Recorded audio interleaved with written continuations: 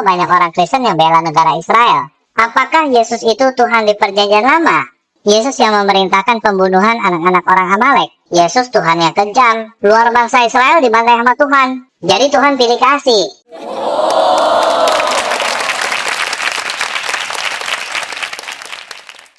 Halo, bisa tanya jawab? Tanya apa? Apakah Yesus itu Tuhan di Perjanjian Lama? Iya, kalau tidak ada Yesus, Tuhan di Perjanjian Lama hanyalah dongeng orang Yahudi. Jadi, Yesus yang memerintahkan pembunuhan anak-anak orang Amalek. Iya, tapi waktu itu namanya belum gunakan Yesus. Berarti Yesus Tuhan yang kejam. Betul. Nahum 1 ayat 3 berkata, Tuhan itu panjang sabar dan besar kuasa, tetapi dia tidak sekali-kali membebaskan dari hukuman orang yang bersalah. Dia berjalan dalam puting beliung dan badai, dan awan adalah debu kakinya. Ini untuk bangsa Israel doang. Namanya perjanjian, bro. Perjanjian lama memang untuk bangsa Israel. Perjanjian baru untuk semua bangsa. Sunat, larangan makan babi, dan lain-lain termasuk bagian perjanjian lama untuk bangsa Israel. Luar bangsa Israel dibantai sama Tuhan.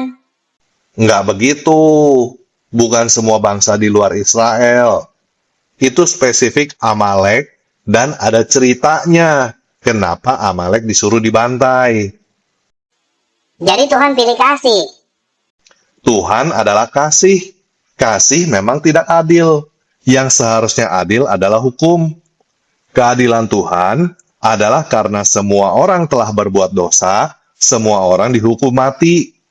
Kasih Tuhan adalah anugerah hidup kekal bagi orang-orang yang mengasihi Dia. Anugerah, pemberian cuma-cuma, belas kasihan, bukan upah atau sesuatu yang sepantasnya diberikan.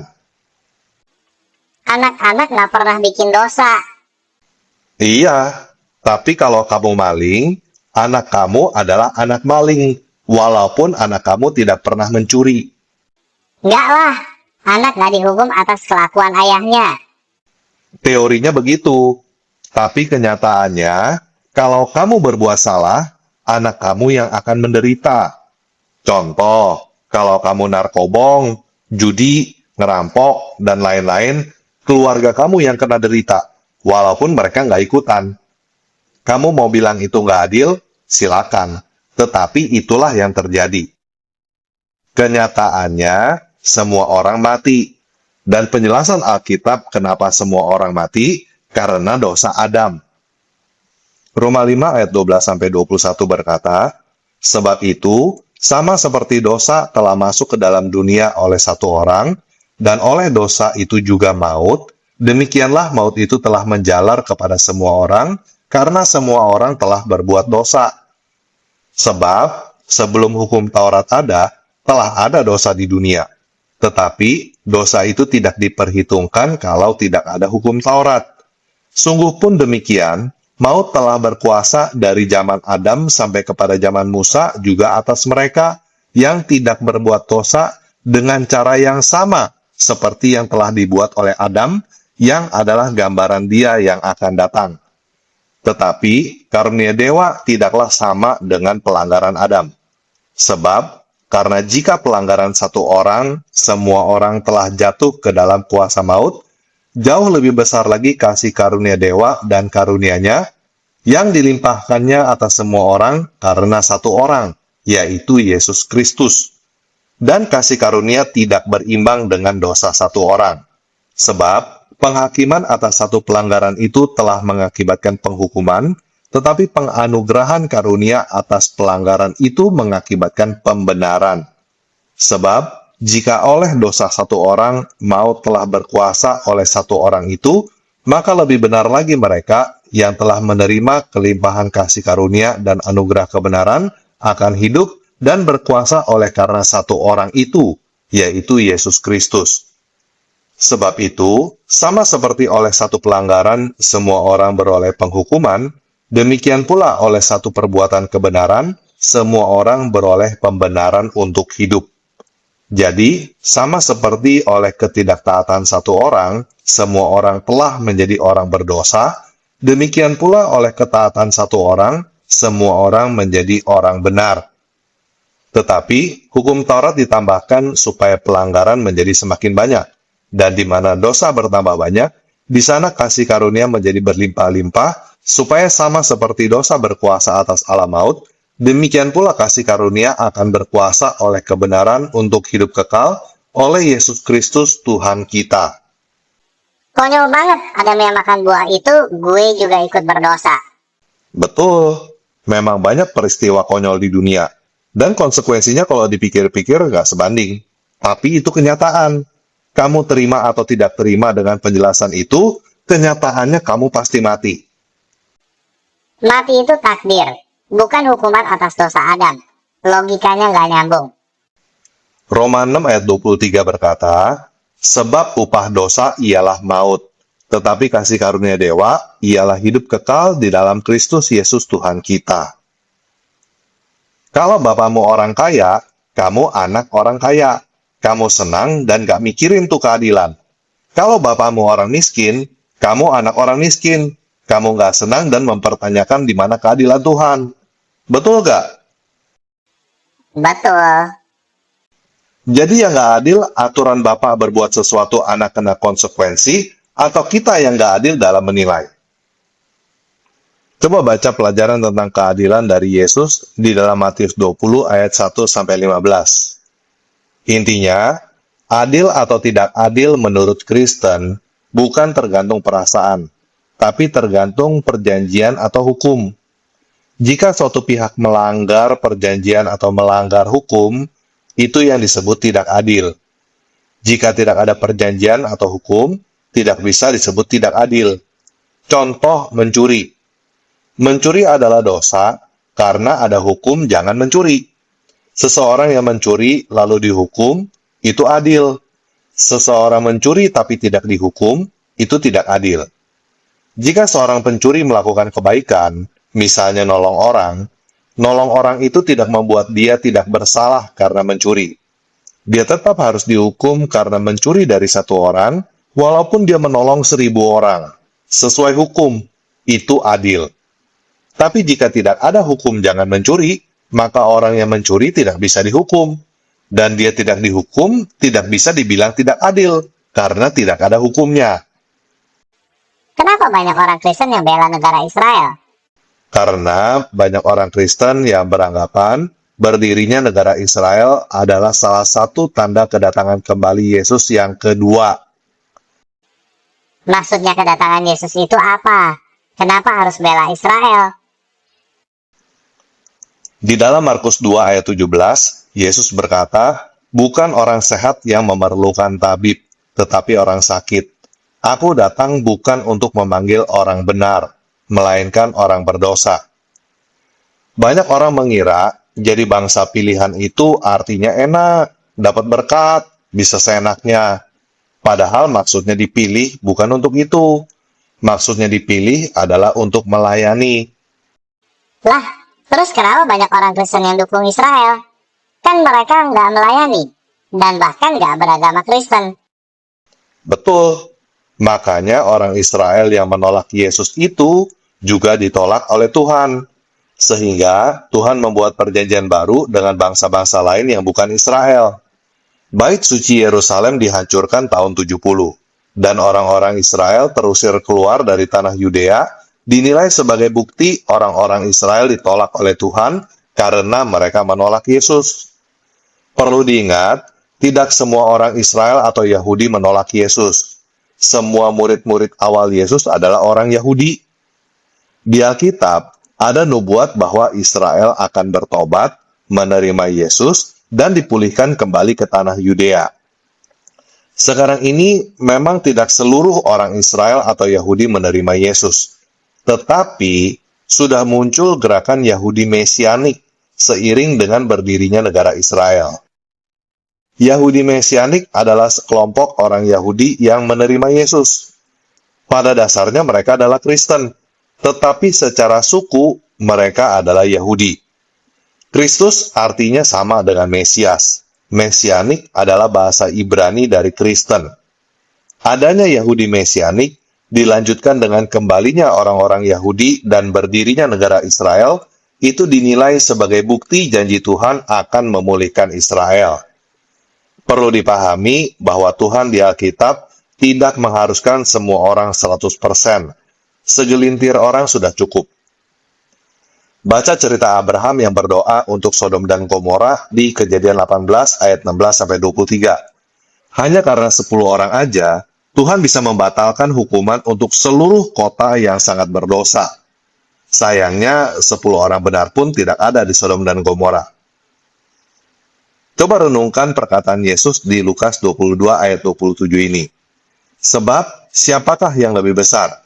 Yang duduk makan atau yang melayani? Tetapi, aku ada di tengah-tengah kamu sebagai pelayan. Artinya, menurut ukuran manusia biasa, orang yang dilayani lebih besar daripada yang melayani. Tetapi menurut ukuran Yesus, orang yang melayani lebih besar daripada orang yang dilayani. Di dalam pikiran manusia, orang yang besar itu adalah orang yang punya banyak pelayan. Semakin banyak pelayan, dia adalah orang yang semakin besar. Tetapi Tuhan tidak melihat seperti itu.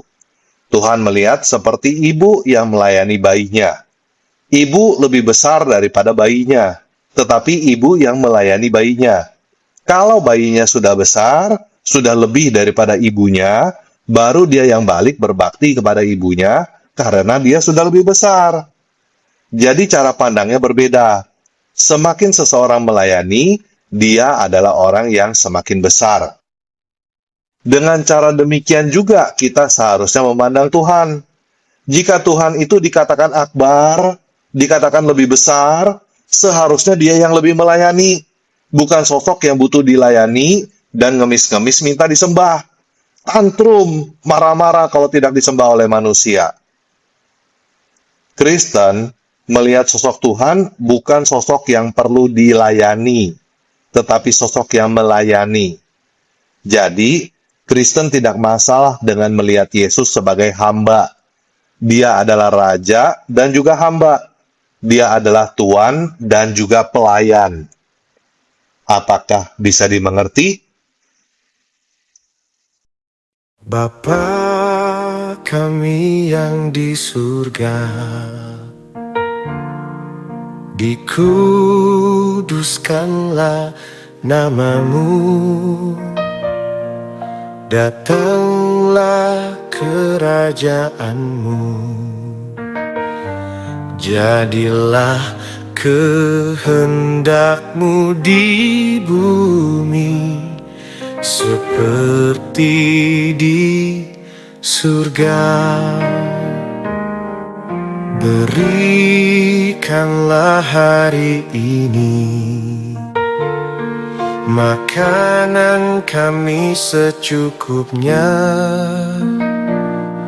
dan ampunilah kami ini seperti kami juga ampuni orang yang bersalah.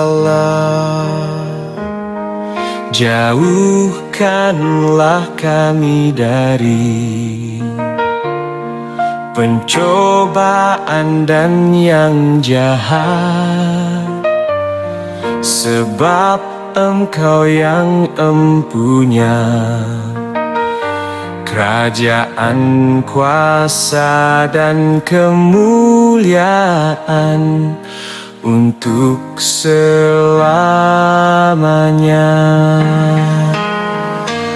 Walaupun ku tak mengerti segala rancanganmu, namun ku kan percaya rancanganmu terindah.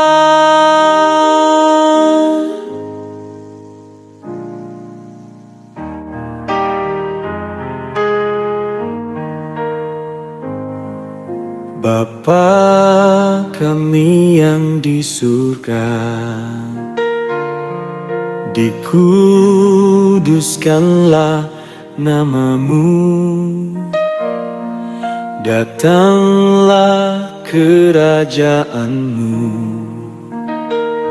jadilah kehendakmu di bumi seperti di surga.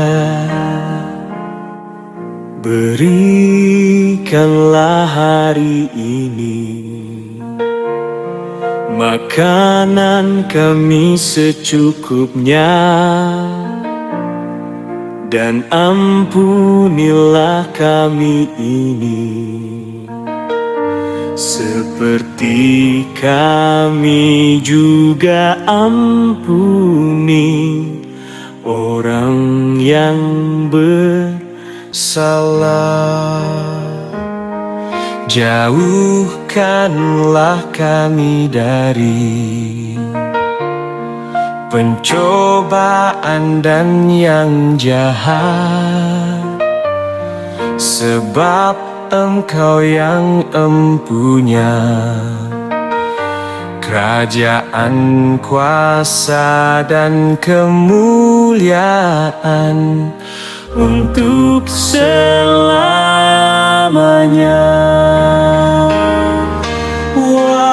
Walaupun ku tak mengerti segala rancanganmu, namun ku kan percaya rancanganmu terindah.